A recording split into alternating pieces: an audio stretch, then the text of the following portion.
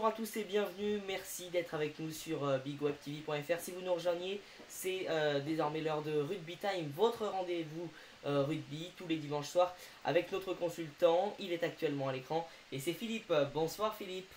Bonsoir Martin, J'espère que vous avez passé encore une fois une belle semaine et un bon week-end. excellent. Avec le beau temps, c'était parfait Et Martin. oui, le beau temps, toujours très agréable.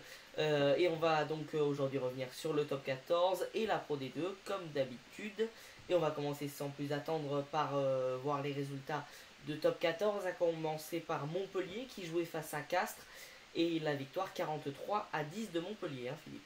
Alors grosse victoire de Montpellier qui plonge un petit peu les Castrés dans, je dirais, dans une mauvaise interrogation de ce début de championnat.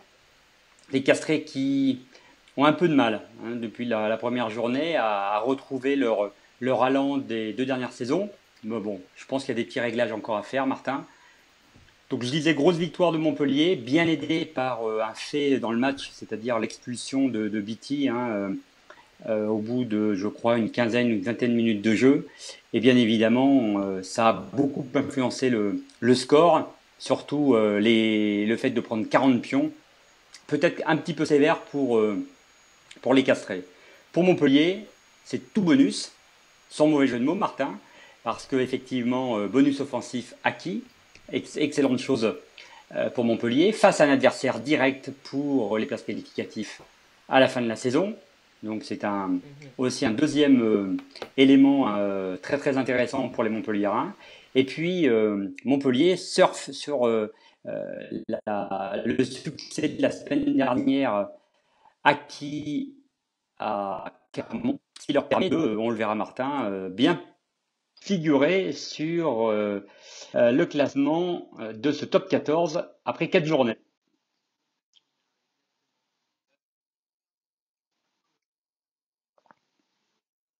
Toulouse et la victoire de Brive 26-19. Victoire très très importante pour Brive. Ils étaient restés sur un résultat sur leur pelouse, une défaite concédée face à Clermont il y a 15 jours, donc il fallait mettre un peu les bouchées doubles face à une équipe toulousaine qui venait quand même pour se jauger, même si effectivement les commentaires d'après-match de Toulouse laissaient à penser que la victoire était peut-être pas non plus un impératif. On connaît Guinoves, Martin, je pense qu'il y avait un petit peu de bluff et qu'il aurait bien aimé pouvoir empocher les 4 points de la victoire. Je dirais que par contre, ce qui est un petit peu dommage, c'est que Toulouse n'a pas ramené le point de bonus défensif. On rappelle, Martin, on l'avait dit la semaine dernière, on rappelle à nos auditeurs que maintenant le point de bonus défensif n'est acquis qu'avec un différentiel de 5 points et non plus 7 points. Et hélas, c'est pour ça que Toulouse n'est pas dans les clous du bonus défensif. Bon, pas mal là aussi de réglages à faire pour Toulouse. Moi, j'étais un petit peu étonné de voir Gaël Ficou à l'aile. Maintenant, c'est vrai que il y a quelques blessés, quelques joueurs qui sont pas complètement en forme à Toulouse, quelques absents. Donc voilà, mais il faut quand même souligner le courage de ces brévistes et surtout la grosse domination en mêlée fermée. Car ça faisait longtemps que j'avais pas vu la mêlée toulousaine se faire chahuter autant. Le match de samedi prochain entre Toulouse et Clermont promet, Martin, et je pense surtout que les Clermontois vont et doivent se préparer à un affrontement en mêlée fermée qui va être quelque chose d'un petit peu sévère, car je pense que notre ami Noves et William Servat ont dû être un petit peu vexés de s'être fait chahuter comme ça sur le terrain de Bréviste. Résultat, celui de Clermont face au Racing et une belle victoire 32-6 de Clermont. Oui, je pense que là, les Clermontois se sont rassurés. On l'a souligné tout à l'heure, après la défaite sur leur terrain face à Montpellier d'un petit point, mais défaite quand même. Il était important que Clermont mette les bouchées doubles et surtout ne concède pas un autre revers ou une mauvaise performance sur leur pelouse. Mais là, la copie rendue par l'ASM a été particulièrement bonne, très agressif et très bon en défense, face à des Racingmen que moi j'ai trouvé solide pendant le premier quart d'heure. Et après, le jeu du Racing s'est délité. On les a trouvés moins présents, peut-être moins costaud hein, au niveau des zones de ruck. Mais c'était un combat assez âpre d'ailleurs, grosse tuile pour le Racing Man qui perdent leur pilier géorgien et pour un ligament croisé, donc il y en a pour 6 mois au moins, et qui perdent également leur centre Lolala qui a une fracture du bras, donc à mon avis il y a bien pour 3-4 mois là aussi de mise sur la touche pour le Racing. Donc mauvaise journée en tous les cas pour les Parisiens, avec donc une défaite, 2 joueurs blessés, ramenant évidemment rien du tout de Clermont. Et quant aux Clermontois, en revanche, je pense une très très bonne dose de confiance. Je signale Martin, un bonus offensif, 4 essais de marquer. Il faisait bon d'être au Marcel Michelin ce samedi, Martin. Super samedi rugby hier et on a également pu voir la victoire du Stade français à Bayonne face à Bayonne 34-29. Oui, une victoire assez décousue quand même, hein, avec une très très bonne entame de match des Parisiens. Ensuite, un trou d'air, on va dire, pendant une vingtaine de minutes sur le début de la deuxième mi-temps. Puis après, les Parisiens se sont rattrapés, là aussi avec des fautes un peu stupides de Bayonne, qui prend, oui, dont les joueurs ont été sortis sur carton jaune. Donc voilà, une accumulation de bêtises. Mais les Bayonnais, dans les dernières minutes, ont là aussi mis tout leur cœur à l'ouvrage, ont réussi à revenir, marquer un essai, arracher sur une pénalité à la dernière seconde du match, qui leur permet de prendre le bonus défensif sur la pelouse du Stade français. Effet assez rare quand même, Martin. Donc on a pour le Stade français un bonus offensif et pour nos amis bayonnais un bonus défensif. Point qui, sans nul doute, pour Bayonne est extrêmement important. On verra aussi avec le classement. Martin, je redis que j'ai assez peur pour cette année pour nos chers Bayonnais. La saison va être longue. L'effectif est pas aussi pléthore que dans d'autres équipes du top 14, quand, les ténors, hein, si on peut dire, du top 14. Voilà, donc pour Bayonne, un bon point de bonus défensif, je pense, pris sur la pelouse de Charletti. Et le Stade français qui continue petit à petit à accumuler des victoires. Le Stade français qui poursuit donc sa petite route. Lyon jouait face à Oyonnax et le Loup a gagné. C'était une petite rencontre de Pro D2 finalement par rapport à ce qu'on a vu l'année dernière. Et le Loup qui s'est imposé 26-23. Bravo. Oui, tout à fait, oui. Ça nous rappelle des ères de Pro D2 quand Oyo et avait brillamment d'ailleurs soufflé la place au Loup pour monter directement au top 14. Et c'était important, Martin, pour le Loup de gagner, car les 3 derniers déplacements d'Oyo sur la pelouse du Loup s'étaient soldés par 3 victoires. Donc, nul doute que là, les Lyonnais avaient envie de renverser la vapeur. Ça n'a pas été simple du tout. Vous l'avez dit sur le score, 26-23. Là aussi, Oyo a arraché le point de bonus défensif sur un essai à la dernière minute. Mais vu le match qu'ils ont livré, c'est que justice finalement. Les deux équipes sont assez proches, hein, Martin. On voit que et petit à petit, Oyo est en train de s'affirmer et de montrer qu'ils ont une très très belle équipe qui, à mon avis, va poser non seulement de gros soucis au gros du championnat à Charles Maton, mais même à l'extérieur, équipe difficile à manœuvrer. Et puis pour le Loup, eh bien, je crois que très clairement, grâce à ce match, et j'espère en tous les cas, qu'ils vont maintenant être sûrs de leur présence dans le top 14. Ce que je veux dire par là, c'est que ils ont, contrairement à il y a 2 ans, ils ont toutes les cartes en main pour se maintenir, voire même faire un peu mieux que se maintenir et jouer peut-être le rôle d'outsider dans ce championnat. Mais c'est vrai que c'était un derby qui nous a fait plaisir, les deux villes étant séparées de quelques centaines, enfin même pas, 80-90 km. Très belle.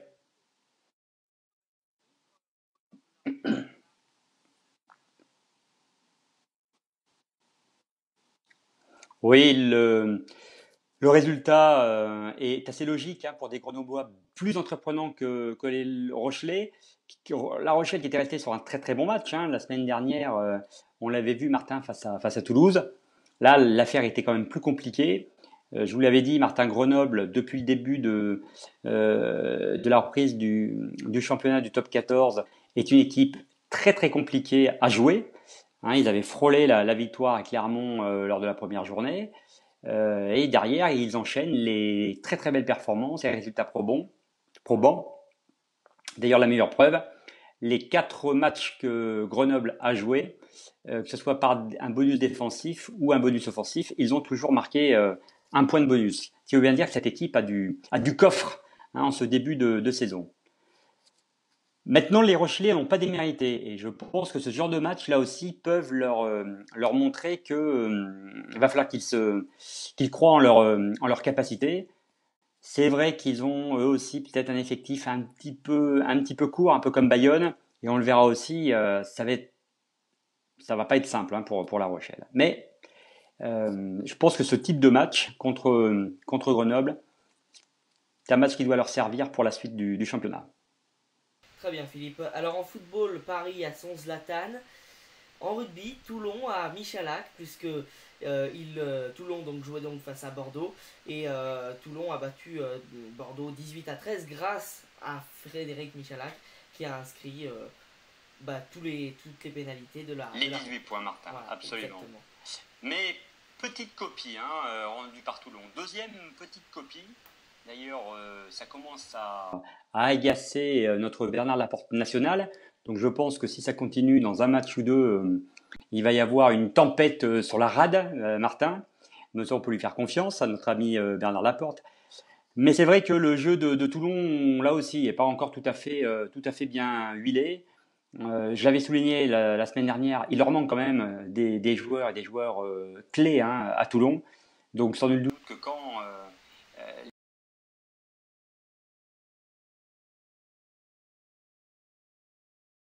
l'étoffe de ce Toulon, mais qui malgré tout, même en faisant des petits matchs, gagnent, font mal à l'adversaire et arrivent, bon an mal an, à être toujours en tête du championnat.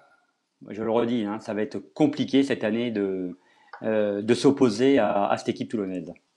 Mais enfin, pour Bègle, je le souligne également, c'est encore une fois, s'il fallait le démontrer, que cette équipe a non seulement du répondant, mais que cette année, elle a vraiment la possibilité d'aller chercher une place dans les 6 premiers. En tous les cas, elle a des joueurs maintenant extrêmement intéressants sur des postes où sur les années précédentes, ils étaient pas forcément très très forts. Mais là, cette année, je les trouve bien, je les trouve bons. Et Bègle, équipe à suivre cette année, Martin. Très bien Philippe, merci beaucoup pour toute cette analyse de la Pro D2, du top 14 pardon. La Pro D2 c'est dans un instant, mais juste avant, regardons ensemble le classement de ce top 14 avec en tête de ce classement cette semaine Clermont qui est premier donc avec 14 points, suivi de près par Montpellier et Toulon. Le Stade Français est quatrième, Grenoble est cinquième. En descendant un peu plus loin dans le classement, on s'aperçoit que le Racing est 10e avec 8 points, Oyonnax 11e avec 7 points. Et puis enfin, en 13e et 14e position, on retrouve Castres et La Rochelle, 6 et 4 points pour ces deux équipes. Voilà Philippe, je crois qu'on a fait le tour en ce qui concerne le top 14. On va à présent passer à la Pro D2 avec les résultats de cette journée qui s'affichent actuellement sur votre écran. Vous les découvrez. Et Philippe, on va commencer par parler du match Massy-Albi et la victoire 19-16 de Albi qui confirme, Martin, troisième match, troisième victoire, deuxième victoire à l'extérieur pour les Albigeois. La première, c'était sur le terrain de Bourgoin. Ils avaient ensuite, la semaine dernière, battu Biarritz sans coup férir. Et là, eh bien, Albi est en train de reprendre un petit peu de coffre là, sur ce début de championnat. On savait que les 2 dernières saisons ont été très très compliquées pour Albi. Mais là, depuis que Hugo Mola, hein, l'ancien entraîneur de Brive, entre autres, a repris complètement les rênes de ce club et est en train de faire du bon boulot. En tous les cas, là, c'est plus un hasard de voir cette troisième victoire d'affilée d'Albi. Et peut-être cette équipe va venir chatouiller les chevilles des Biarros et de Perpignan pour une remontée en top 14. Philippe, Dax face à Bourgoin et la victoire de Bourgoin 26-20. Ouais, bien une deuxième victoire là pour les Bergaliens qui se sont bien repris après, on vient de le dire, leur première défaite de la saison. Une victoire probante sur un terrain, enfin à l'extérieur. Donc pour les Bergaliens, là aussi, certainement peut-être un coup à jouer. Il faudra les suivre, Bourgoin. Je ne sais pas trop s'ils peuvent véritablement aller chercher les deux premières ou les quatre premières places, enfin les cinq premières places. Mais il faudra les suivre. En tous les cas, victoire convaincante ce week-end. Victoire de Colomiers face à Carcassonne 20-17. Oui, victoire, petite victoire, hein. Pour Carcassonne, en tous les cas, un bon point de bonus défensif ramené de Colomiers. Et les Columérins, c'est un petit peu comme Bourgoin, hein. C'est une équipe que je vais un petit peu plus suivre sur cette Pro D2. Qu'est-ce qu'elle a vraiment dans le ventre? Je ne sais pas trop pour le moment. C'est un début du championnat, surtout de la Pro D2. Il y a un petit peu d'interrogation. Il faut vraiment avoir quelques matchs au compteur pour pouvoir se faire une idée. Mais en tous les cas, cette équipe columérienne, moi je l'avais vu jouer contre Perpignan à la première journée et j'avais trouvé qu'elle avait quelques arguments. À suivre, Martin. Autre résultat, celui d'Aurillac face à Montauban et la victoire 25-9 d'Aurillac qui n'a pas laissé sa chance à son adversaire. Non, avec le bonus offensif à la clé, tant mieux, parce que Aurillac avait pris un sacré bouillon sur le terrain de la section paloise la semaine dernière, et il fallait une victoire un peu significative pour pouvoir se remettre un petit peu le moral à flot. Voilà, donc belle victoire sur le terrain de Jean-Alric d'Aurillac qui n'est jamais simple à jouer, surtout dans les périodes hivernales qui vont, hélas Martin, bientôt arriver. Tarbes face à Perpignan, victoire de Tarbes 16-15 à l'arraché. À l'arraché, mais une victoire qui montre à Perpignan que cette Pro D2 n'est pas un championnat de plaisir. Et c'était une des discussions que nous avions la semaine dernière, où j'avais dit attention pour les Perpignanais, ils vont avoir des matchs assez périlleux à l'extérieur. Voilà, dès la troisième journée, la preuve leur en a été donnée sur ce terrain de Tarbes. Bon, un point de bonus défensif quand même pour Perpignan, mais on voit bien quand même que chaque déplacement pour nos amis catalans vont être compliqués. Et puis c'est vrai que pour des équipes de Pro D2 maintenant qui sont depuis quelques années installées en Pro D2 comme Tarbes, mais comme bien d'autres, certaines qu'on vient d'évoquer, battre Perpignan, ça reste quelque part un peu un exploit qu'on a envie de s'offrir sur sa pelouse. Ouais, c'est le derby de la Méditerranée, donc on va rajouter à ce match une saveur un petit peu particulière. Donc des Narbonnais qui étaient pas bien partis alors que Narbonne a clairement affiché ses intentions de jouer les tout premiers rôles dès le début de la saison, hein, sur ce championnat. Il fallait qu'il prouve avec des succès. Donc le premier succès pour Béziers, sur Béziers, pardon, est assurément une très très bonne chose. Et c'était un moment attendu, hein, pour Narbonne, qui j'espère là lance véritablement sa saison. Et puis enfin, Biarritz face à Mont-de-Marsan et la victoire 24-20 de Biarritz. De Biarritz, effectivement, il fallait que les Biarros se reprennent après leur défaite. Oui, leur défaite assez importante la semaine dernière sur la pelouse d'Albi. Il fallait qu'ils se refassent un petit peu la cerise. Tant mieux, mais ça n'a pas été simple. Et d'ailleurs, la preuve, c'est que Mont-de-Marsan repart avec le point de bonus défensif. Mais on sait bien que un match là aussi entre deux villes qui sont pas très très éloignées géographiquement parlant, là aussi révèle une saveur un peu particulière. Donc important quand même pour Biarritz de marquer ces 4 points. Mais là aussi, tout comme Perpignan, les Biarros peuvent s'attendre à une saison qui ne sera pas non plus de tout repos. Et eux aussi sont attendus, bien évidemment. Très bien, Philippe, merci beaucoup pour toutes ces précisions au niveau de la Pro D2. On va jeter un coup d'œil au classement avec eh bien, Albi, on en parlait, qui est donc premier avec 13 points, suivi par Pau, Perpignan, 9 points tous les deux, Béziers 4e, Bourgoin 5e, Mont-de-Marsan est 9e, Montauban 10e, et puis enfin on retrouve Agen et Massy à la 15e et la 16e place avec 2 points. Petite précision quand même, Martin, il y a un match effectivement qu'on a oui. le résultat. Voilà. Tout à fait, Martin, c'est Pau Agen, puisque le match est en train de se jouer. Et pour le moment, petite surprise, entre guillemets, puisque c'est Agen qui mène sur la section paloise sur le terrain de Pau, 15-9.